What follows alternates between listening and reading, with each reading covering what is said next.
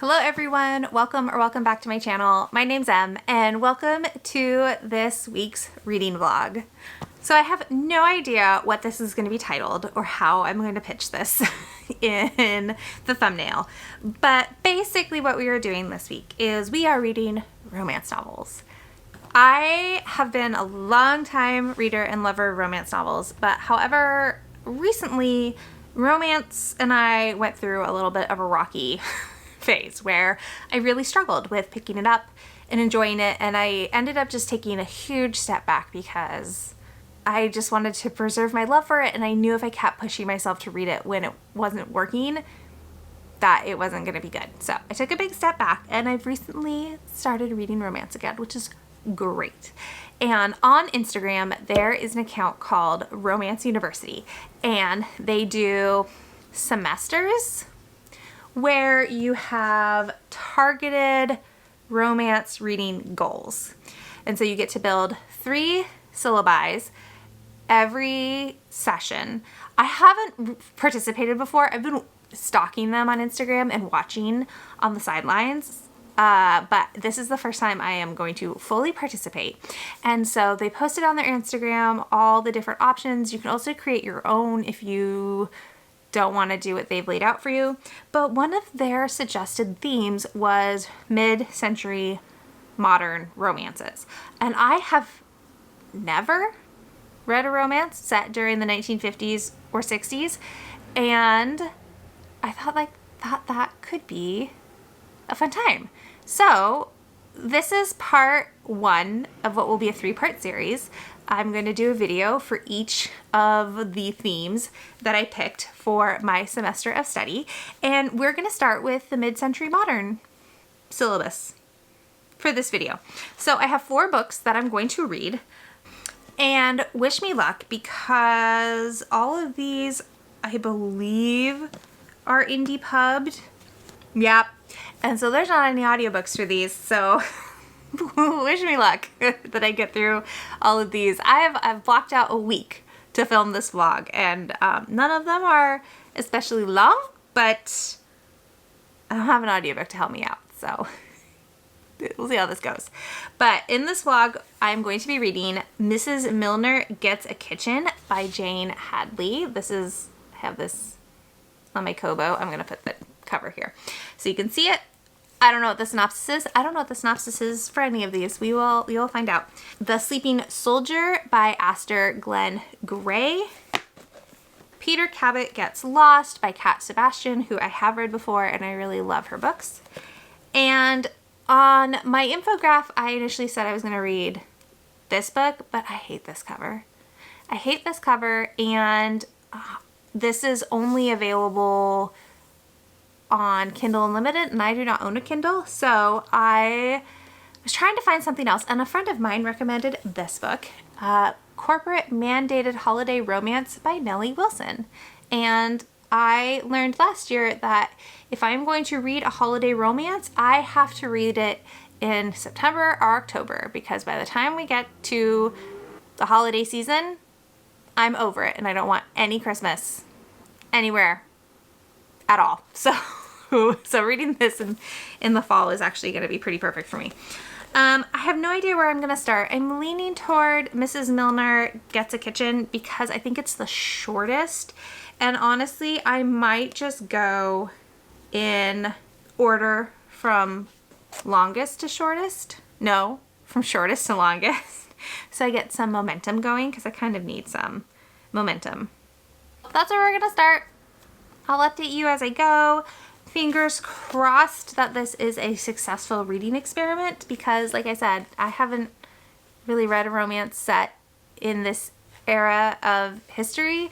I am very much a Victorian or Regency historical romance girly and an occasional contemporary romance girly. But my heart really belongs to historical romance.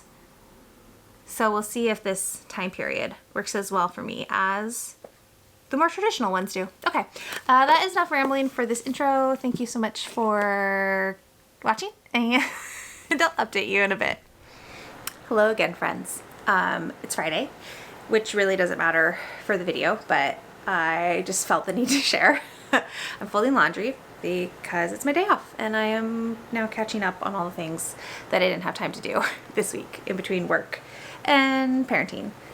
And I am 36% of the way into Mrs. Milner Gets a Kitchen, which is shorter than I thought it was. My Kobo says it's 500 pages-ish, but I was checking the details on where was I looking at it?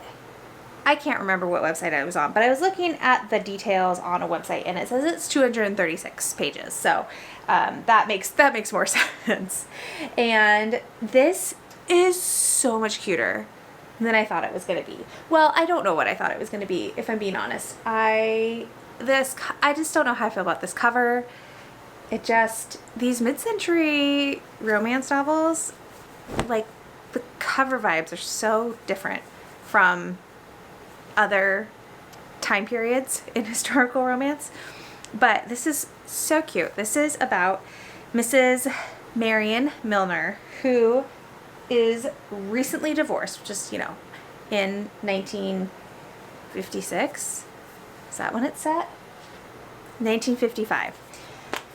So in 1955, being divorced is a big deal.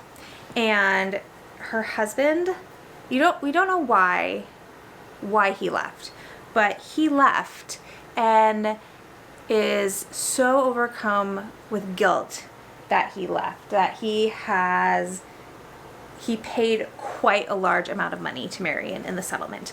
And Marion wants to use most of that money to update her kitchen. So she has this grand, super modern kitchen. One, because she wants one and she wants to do something for herself. She's like, if I'm going to spend this much of my life in my kitchen, cooking and cleaning, I want to enjoy the space that I'm occupying. And she's also hoping that if she does this big extravagant kitchen renovation, that the neighbors will then begin to gossip about the renovation and stop talking about her divorce, because obviously it affects her to be gossiped about all the time. And then her children are being bullied on the playground because, like, those kids are hearing their parents talk about it and then they're lashing out at Marion's kids. And anyways, so it opens with the salesman and the contractor coming to her house to talk about what she wants to do. And then it's a romance between her and the contractor, whose name is Harry. And Harry is also divorced, which is great. So they like bond over that. But this is so sweet because Harry, is coming over to do measurements, to do the demo, to do the install. And they start off just talking. And they both clock that they find the other one attractive pretty fast. But it's just, for being such a small book, it's so lovely how slow and steady their romance has been so far. Just their conversations, building trust with each other, building connections with each other. Like, the way that's all slowly weaved together is really delightful, and it's so cute. And they just had their first kiss, which was such a great scene, and I'm loving it. I'm just loving it so far. And I'm interested to see where it goes. There is a list of content warnings at the beginning, and most of the time I'm a fan of content warnings. I think it's really helpful. But in this case, I almost wish the content warnings hadn't been there, because it made me, to read that list, it made me really nervous that this was going to be a heavy book. And maybe it'll turn heavy, but it's content warnings. It's and things that you would expect from a book set in the 1950s. It's there's misogyny, sexism. There is a content warning for, is it about diet or talking about people evaluating other people's bodies, something like that. And I haven't, maybe it'll come up because I'm only 36% of the way through the book. But so far there just hasn't been anything that has felt like we're not, what's the word I want? We're not sitting on those heavy topics for very long. They're more just being glanced at, and then we're moving on with the romance. So, like, there are more there just because that is a reality, but it's not so intense that then the book feels heavy or hard because of it, which I really appreciate, because that was not not what I was in for. And I had drinks with two of my best friends last night, and one of them really loves the Cat Sebastian book that I have on my TBR, and he was like, it's sad. I was like, oh no.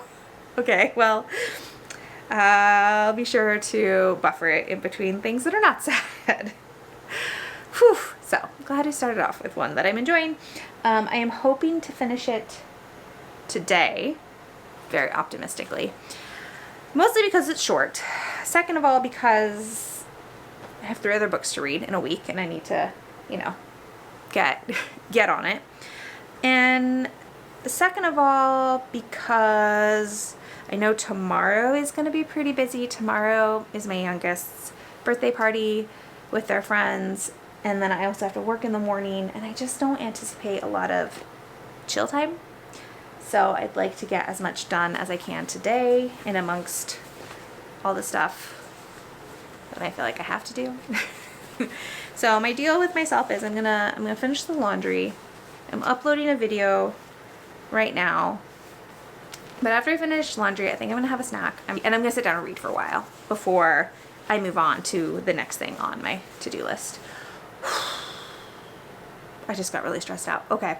I'm gonna go take care of my things, and I will talk to you all, I think, when I finish the book, unless something like really big happens that I feel like I need to talk it out. I have not finished Mrs. Milner Gets a Kitchen, though it continues to be delightful, but my Aardvark book box, book club, whatever, arrived, so I thought we could open it real quick, and then I have to go make dinner.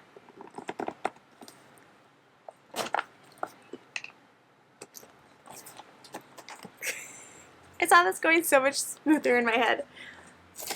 There we go. What did I get? Do I remember? This month was hard because there was nothing that I actively wanted, so it was really trying to choose, like, nothing that I had already determined I was going to get. Sometimes there's already a book that I'm anticipating, and so that makes the choice really easy. And this month I deliberated for a bit because I wasn't sure which one I wanted, but I ended up, ooh, I love this cover, just FYI. I ended up going out on a little bit of a limb. This is an author I have DNF'd before, but I'm interested in her other books. But anyways, it is A Dark and Drowning Tide by Alison Saft. I am obsessed with this cover. Oh God, I love it. It's supposed to be sapphic, and I think maybe dark academia, but I don't know for sure. So yeah, I don't know that I really want to know too much about it. I love the shade of purple. It's so pretty. Purple is one of my absolute favorite colors. Here's hoping that I love this, or at least really like it. I would settle for really liking it. And that this is an Alison Saft that works for me. I DNF'd A Far Wilder Magic, but I still want to try A Fragile Enchantment because that one also sounds like it could be a good time. So anyways, that's what I got this month. And I think this will be a good October book, which is when I'm planning on reading it. There you have it. Now I gotta go make dinner, and hopefully we'll be back with an update for finishing that book very soon. All right, I need to get ready for bed, but I wanted to let you know that I finished Mrs. Milner Gets a Kitchen. I gave it 4.5 stars. Look, I was just giggling and kicking my little feet the whole time. I thought this was really well done novella, I guess. I really liked the conversations about everything.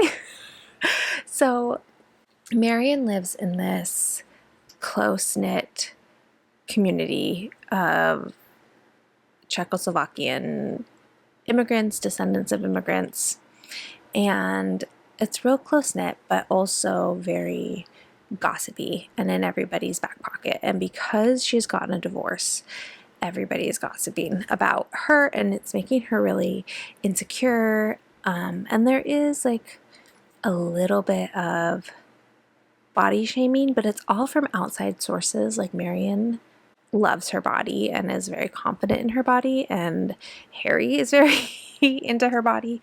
So you never get that from the heroine. Like there's no body shaming coming from her. It's all from outside sources.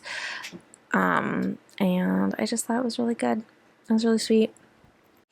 And look, usually I do not like single parent romances. I do not like kids in romances, but I thought Marion's kids were utilized very sparingly and very effectively. So I liked that.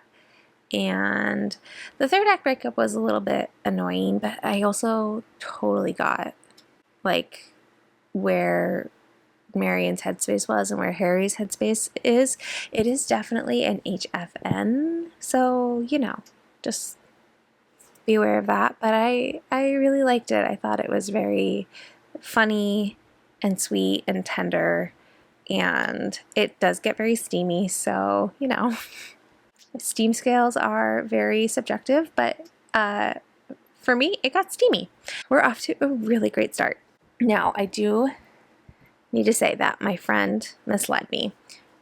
This is not set in mid-century. The cover is obviously mid-century inspired, but I started this, and on page 2 the heroine's talking about Lara Croft and Tomb Raider, so obviously not set in mid-century. So I will be reading this eventually, probably October, because October is when I tend to read holiday romances, because in this one, instead of dating the billionaire, they're bringing down the billionaire, which I could be into. So I will keep this. I will read it, but it'll teach me to ask more questions / do more research and not just blindly take my friend's recommendations without doing any research. Luckily, having a Kobo Plus subscription came in handy. So instead, I'm going to slot in Let It Shine by Alyssa Cole, which is one of her historical romance novellas. That this is set in 1961. I'm going to read that instead. But for now, where did it go? Oh no.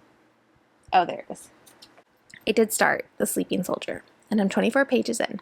And this is a Sleeping Beauty retelling, surprisingly enough.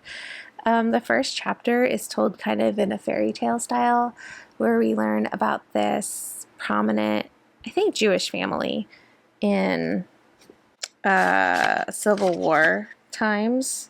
And there's this couple who have a child, and they invite like all the prominent people to the christening, but of course they didn't know there were any fairies in the area because they didn't believe in fairies.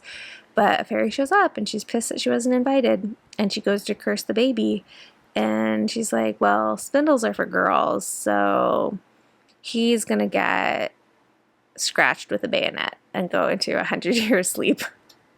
And so the rest of the chapter goes through the boy, his name's Russell, his childhood and his early adolescence, and him enlisting in the Union Army and going to fight in the Civil War, and then on his way back to his family's home after the war is over and he's been discharged. He is at a tavern, a bar, a pub, whatever you call Civil War times places where you go and get drunk. He is trying to break up a fight and gets scratched by a bayonet and falls asleep for 100 years. And then in the second chapter, we skip ahead to the 1960s and we meet Caleb, who is a student at the college in the city where Russell's family lived. And we meet Caleb, and we learn that Caleb is gay, but is terrified of anybody finding out that he is gay. And he's at the campus alone during winter break because he's scared to go home and be with his family at Christmas time because he's worried his family will find out that he's gay and will reject him. And he decides to break into the house that's on the hill because it appears abandoned and decrepit.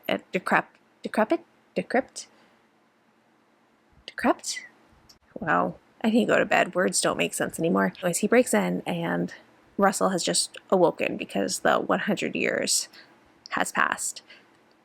And they're going to fall in love and it'll be great. I definitely thought Aster Glenn Gray was a man and is in fact a woman. So again, I need to start doing more research. Not that I have a problem with reading gay romance written by women, but I have been trying to find more gay romance written by gay men. And I thought I'd managed it, but no. So, but that's on me. I need to do more research before I just buy things. Yeah, I'm interested to see where this is going to go. And if fairies are going to continue to play a part, or if after that first chapter, if the rest of it just ends up being like regular, non-speculative romance. But we'll see. So anyways, that's your update. One book done. Started another. Incorrect expectations adjusted. And yeah, but for now, I'm going to go to bed.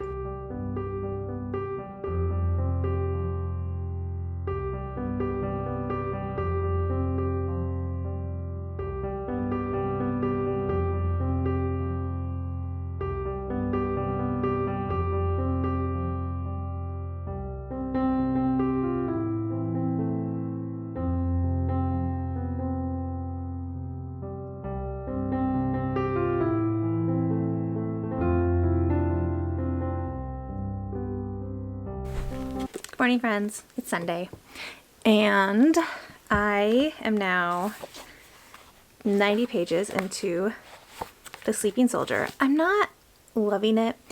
I am finding Caleb to be a little repetitive. Also, I think I misspoke when I was first talking about this book because I think I mentioned that Russell is Jewish, but I think I was mixing it up with the corporate mandated holiday romance. The male main character in that book is Jewish, but Russell is not, so my apologies. Anyways, so it feels a little repetitive because every time Russell does something even slightly affectionate towards Caleb, just in like a friend affectionate kind of way, Caleb overreacts and, well, not overreacts, but has a big reaction and lectures Russell on how that behavior is considered homosexual in this book, and Caleb is or homosexual in this time, and Caleb is so concerned with being found out, which is understandable, but it's just happened enough times that it's now starting to feel very repetitive. And I don't know that I like either of these main characters very much. They both feel more like caricatures of who they're supposed to be rather than like real, fully fleshed out characters. And I think the Sleeping Beauty component, like the magic and the curse, and like Aster Glenn Gray wrote in this thing where anyone who sees Russell and then Russell tells them of the curse, like they automatically believe him. Having that at the very beginning, but then this is very much a regular historical romance in a lot of ways, except for this one wrinkle. Anyways, it's weird, and I think this might be a time where a fairy tale retelling and that fairy tale style of storytelling is just not quite hitting and connecting with me the way I would want it to. I'm still gonna keep reading it. I haven't decided to DNF. I've heard that there's like a time jump a little bit, and I think that might help. I also was reading some reviews on Storygraph, and they said there's an epistolary-ish part where Russell and Caleb send each other letters, so I'm gonna keep going, but I was definitely reading a lot slower, and as we know, I'm on a time constraint for this vlog, so I did start Let It Shine by Alyssa Cole last night, and I have like 30 minutes left of reading the ebook, and this is a novella set in 1960, and Sophie is a college student, and she's black, and she lives in, oh, I forgot what state it was. Tennessee? Georgia? She lives in the South in 1960, so, you know. And Sophie is starting to get involved with nonviolent protest for the way that Black people are treated in Jim Crow South. And then our other main character is Ivan, and Ivan is the son of Jewish immigrants. See, more Jewish male main characters. I knew they were here somewhere. I just had the wrong book initially. Anyways, Ivan is a boxer, and Ivan and Sophie were friends when they were kids, but they grew apart for very traumatic reasons, and they have come back together again. And it's about them falling in love, but then all the nonviolent protest for the civil rights movement are just starting to ramp up, and so they're both involved in that effort. And yeah, so still like really heavy themes, but Alyssa Cole is such a talented writer and weaves together the romance with the very real events of the civil rights movement so seamlessly and effortlessly. So I'm really liking it, and I haven't read Alyssa Cole in a long time, so it's nice to go back and read one of her books. And I will definitely finish this today, and then I'll go back to The Sleeping Soldier. So that's the plan.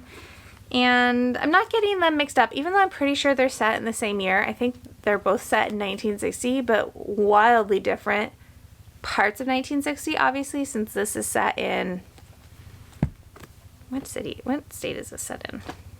So this is set in Ohio, and this is set in the South. So this one has touched on integration a little bit because there are Black students at the college that this is set at. It has touched on women's rights a little bit because Caleb mentions that when he was in high school, women weren't allowed to wear pants to school, but now that they're at college, some of the women do wear slacks in class. So it's touching on it. It's touching on racism. It's touching on a bunch of different stuff, but that is definitely not the main focus of this book, where this is definitely, like, I would say the romance and the nonviolent protest are almost tied for the main plot. Interesting that they're set in the same year, but very different approaches. Anyways, okay, that's the update. What else am I going to do today? Anything? I've been cleaning, washing the covers for the couch, which is my least favorite chore. Well, I really hate to clean the bathrooms too. Oh no, they might be tied. I am going to go for a run in a little bit before it gets too hot outside. And then I think we're just taking it easy today because yesterday was so busy with my youngest birthday party and work. And then tomorrow I have work, and then the kids all have doctor's appointments. So no rest for the wicked over here.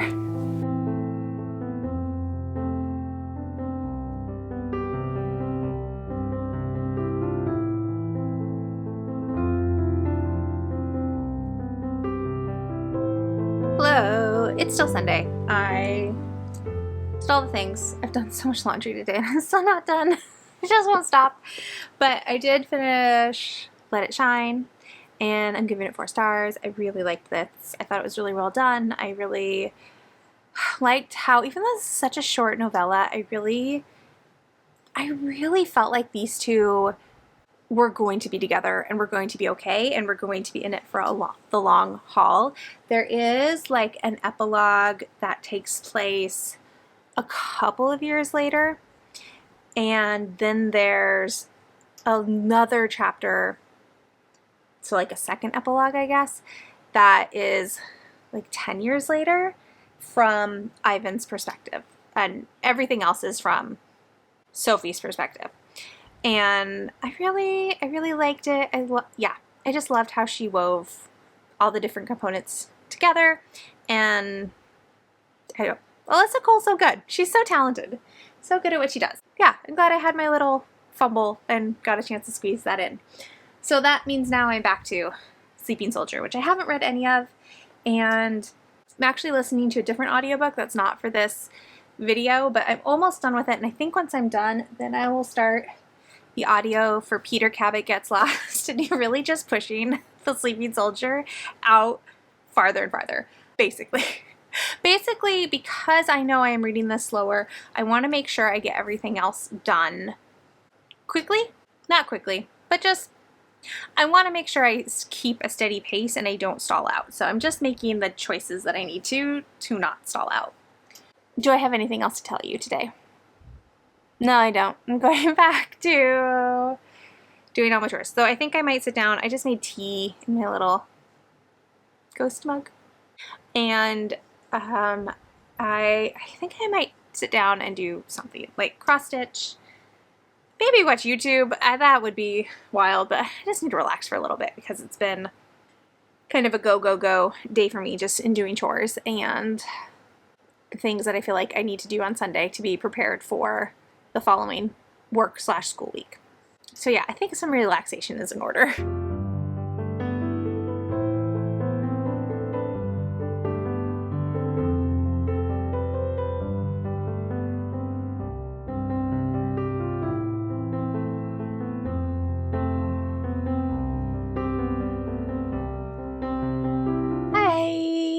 It's Tuesday and I skipped Monday because it was too busy and too long and I felt like I was in the car for forever. But I am here with an update that at 162 pages, I'm gonna DNF The Sleeping Soldier. I don't like it. I mean, I don't even know that I have that strong enough feelings to say I don't like it, but I'm bored. I am so bored. And once again, I don't think I like romances with a single POV. Especially if I don't like the character we're getting the single POV. And I don't like Caleb very much. I think he's judgy and whiny. What? I think Caleb is whiny and judgmental, and he has a lot of he has a lot of like biphobia and bi erasure, which maybe the book will address at some point, but I don't care to read about him anymore. And I really liked Russell at the beginning, but even he is starting to wear on me. They're just having the same conversations. I don't buy their relationship. I don't know. I just don't buy it. I don't feel like they have any chemistry. And Caleb like keeps thinking about how attracted he is to Russell, but I don't feel that in the scenes that they're together or their dialogue. I don't like it. So I'm gonna DNF and I'm gonna list this on Pango and get out of my house because I don't like it is where I'm landing. So it's also so slow. It's so slow paced. And it'd be fine if it was interesting, but I don't find it particularly interesting. So, DNF. I'm gonna feel good about it. So that means I just have Peter Cabot Gets Lost, and I can't remember if I gave you an update for Peter Cabot Gets Lost, so I'm gonna have to go back and watch the footage from Sunday and see if I talked to you about it yet. And then I'll come back and do an update. Okay? Okay. Hello. It is several hours later, but I have not talked to you about Peter Cabot Gets Lost yet, so let's talk about it. I'm 98 pages in, almost halfway, like 2 pages away from being halfway through this book, and this takes place in 1960, and Caleb Murphy has just graduated from Harvard and has a job as a journalist in LA, but Peter comes from my impulse is to say humble beginnings, and that sounds so pretentious, but he grew up very poor. His family doesn't have a lot of money. Every extra dollar he gets, he sends back to his mom and his stepfather and his little sister. And so he needs to get to LA. And to add to this horrible situation, Peter Cabot very kindly and graciously offers to drive Caleb. Caleb believes that Peter is going to LA to meet up with his family, but in fact, Peter just needs an excuse to not go home.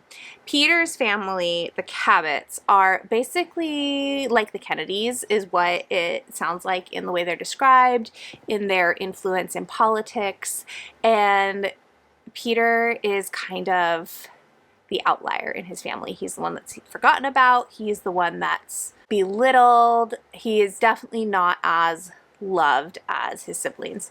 So he isn't ready to go home. So they start this cross-country road trip, and Caleb is so delightfully prickly about everything. And I think this is something Kat Sebastian does really well, is she's so good at writing a really prickly character who is still prickly after they fall in love. Romance does not soften them. Like, prickly is just who they are. It's part of their personality, and that's not going to change. And this, I would say, like, the chemistry from Peter and Caleb right away is the chemistry I was looking for in The Sleeping Soldier. Now, there's already been 2 like slightly steamy scenes in the 100 pages, and I don't need the steamy scenes for there to be chemistry, but there has to be a pull between the 2 love interests, pulling them together for me to buy the romance. And in Sleeping Soldier, I didn't feel a pull between those 2 characters, but I think the relationship between Peter and Caleb is really delightful, and it's so cute to watch them let their guard down and begin to trust each other. And yes, I'm reading yet another book where the main character's name is Caleb, but I like this Caleb infinitely better. Now, I am partially listening to this on audiobook as well, and this is, I would say, close third person POV, so not dual, but we're getting both men's points of view and what they're feeling and how they're experiencing the relationship, which I'm totally okay with that. I just like to know what's going on in the other person's head, not just one person. And I forgot where I was going to go with this. Oh, I'm listening to it on audio occasionally, and Joel Leslie, I think is his name, does the narration, and he's a fine narrator. Like, I don't, like, he's fine to listen to. He's not my favorite, but like, I don't hate it. However, I'm finding that I get confused about who is who. Like, even though Peter and Caleb have different backgrounds, and even though their personalities are different, sometimes when I'm listening to the audiobook and they're talking, like, and it's a back and forth of Peter, Caleb, I forget. I get them mixed up. I can't remember who's a Cabot and who is not. So I don't know if that's so much a writing issue, a single narrator issue, or a me issue. It's probably a me issue. But anyways, I'm enjoying it. It's easy to read. It's easy to listen to. It's enjoyable. Like I said, I think Kat Sebastian's really good at creating chemistry between her 2 love interests. And I think I like this approach to like a gay romance in a time period where it was really dangerous to be out and to be gay. I like that they are careful, but they're not ashamed, if that makes sense. Which I think Kat Sebastian and also KJ Charles does that really well too. So yeah, there we go. I am hoping to finish this tomorrow. I have 100 pages. I think I can do it. I'm hoping to read a little bit more tonight, but right now I'm going to go around before the kids go to bed. Most nights I try to do like a quick tidy so that the house is not a disaster when I wake up in the morning. And also my middle is at ballet until like 8 o'clock tonight because the new dance schedule starts. But they're starting pre-point today, and my talent for dance never quite matched my love for it, but I did point in high school and I loved it so much, and it was always one of my big regrets that I didn't start doing formal dance training younger and didn't get onto point younger. Not that I think I could have been a professional, because like I said, like my talent never quite matched up with how much I love to dance, but I don't know, I have a lot of feelings about them starting point and being at that stage at their dance career that they get to do that. And it was what I was really hoping for when we started dance when they were 5, and I'm having a lot of really lovely, happy, slightly nostalgic feelings, but I'm feeling things. So I'm gonna go tidy and maybe I'll try to focus and read, but really I'm just gonna be hoping that they are having a fun time getting ready to do point. So yeah. Hello friends, I'm back from work and it is Wednesday. Do you need all this information? Probably not, but I finished Peter Cabot Gets Lost this morning, And I'm giving this a 3.75. All the things I said yesterday stand. I think Kat Sebastian does chemistry really well. I think she's really good about slowly building trust and emotional intimacy, and as well as physical intimacy. But here's the thing. One, this book is so short. It's so short. And while these characters have known each other for a long time, it does get a little insta-lovey. And once they start having sex, it is super steamy, like at least once every chapter. So I ended up skimming a lot. I do like that her sex scenes always include lube. That's very important.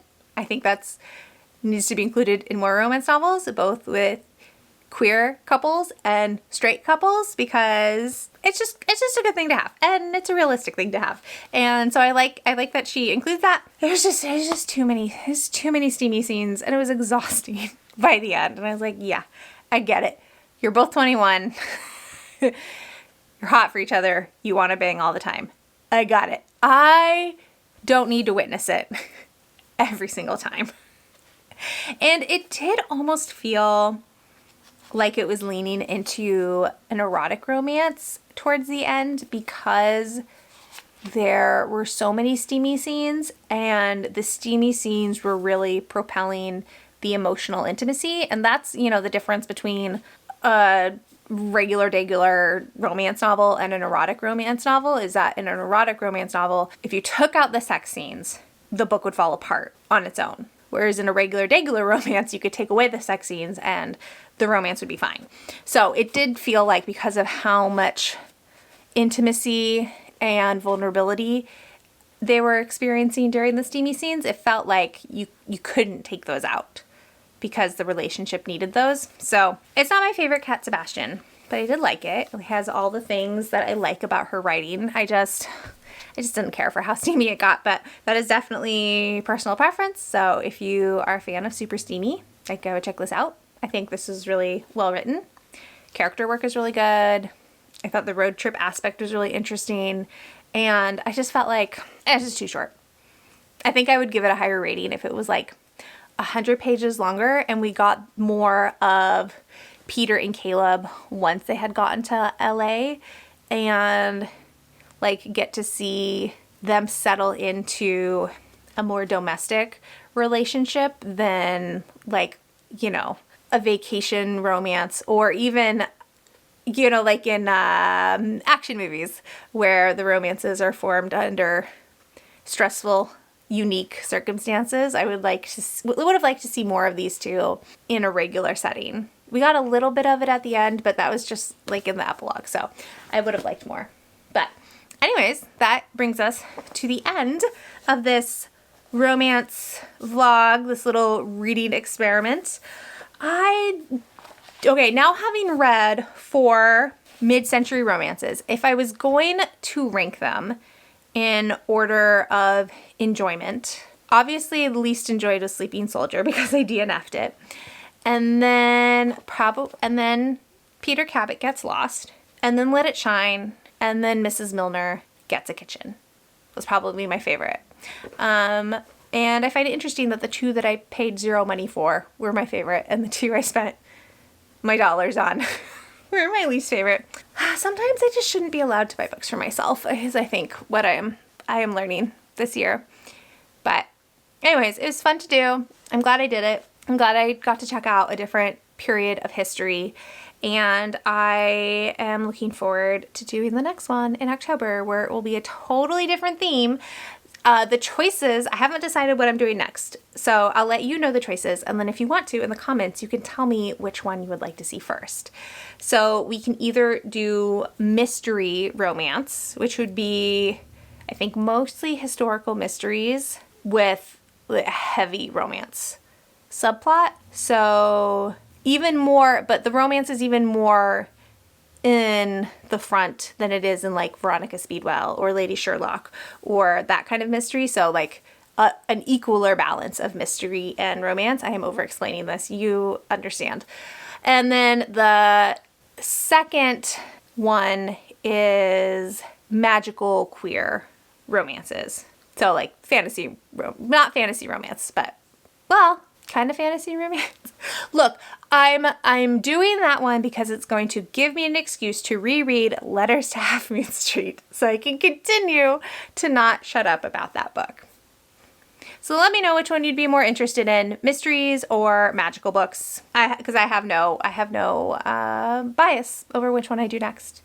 And if you have a recommendation for a mid-century modern romance that I haven't read, let me know, because I would definitely be interested in reading more eventually. Not right now, I need a break, but eventually. And like if you liked it, subscribe if you want to, and I will talk to you all in the next one. Bye!